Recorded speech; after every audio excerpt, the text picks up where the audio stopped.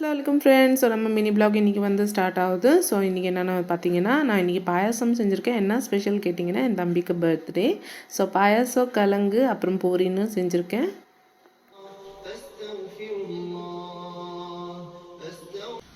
So finally வீட்டிலேருந்து கிளம்பியாச்சு.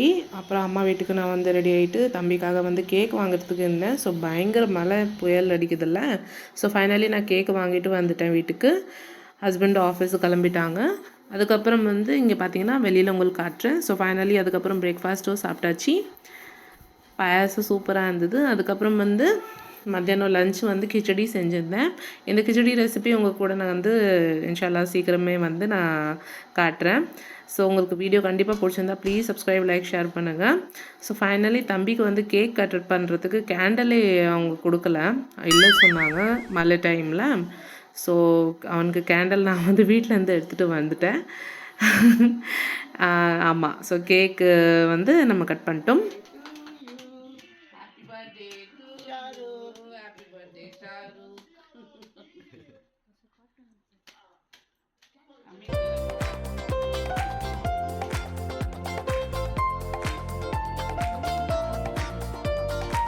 Finally cake வந்து கட் பண்ணியாச்சு. அல்ஹம்துலில்லாஹ். அம்மாவுக்கு ஊட்டினா, எங்கள் மாமாவுக்கு ஊட்டினா ஷாருக்.